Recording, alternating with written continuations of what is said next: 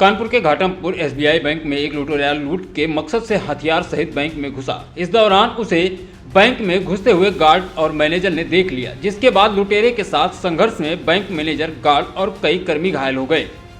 पतारा कस्बा स्थित SBI bank manager Virendra ने बताया कि रोज की तरह सुबह बैंक खोली।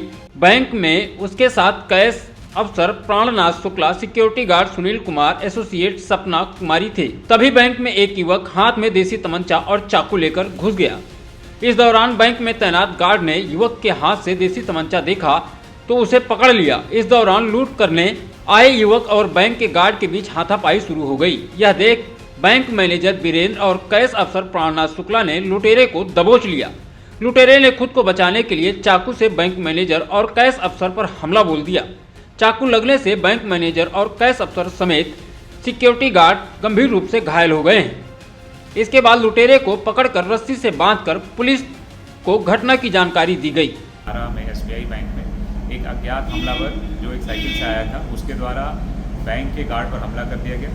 बैंक के गार्ड से जब उसकी गुत्थम गुत्था हो रही थी, उस समय बैंक के 2 अन्य कर्मचारियों के द्वारा उसकी मदद के लिए आया गया और अज्ञात हमलावर पर आत्मरक्षार्थ कुछ प्रहार किए गए। इस पूरी लड़ाई में जो अज्ञात हमलावर है वो भी चोटिल हो गया और जो 3 बैंककर्मी हैं वो चोटिल हो गए। इस सूचना पर तुरंत तत्काल पुलिस मौके पर पहुंची। जब पुलिस मौके पर पहुंची तो अज्ञात हमलावर मूर्छित हो रखा था और बैंककर्मी उपस्थित थे। समस्त घायलों को तत्काल प्राथमिक सुरक्षा देने के लिए यहाँ से भेजा गया, तेसी भेजा गया, जहाँ से जो अज्ञात हमलावर है उसको जिला चिकित्सालय के लिए भेज दिया गया है। जो प्रथम दृष्टया यह समझ में आया है कि हमलावर अज्ञात है और अकेले आया था और साइकिल पर आया था।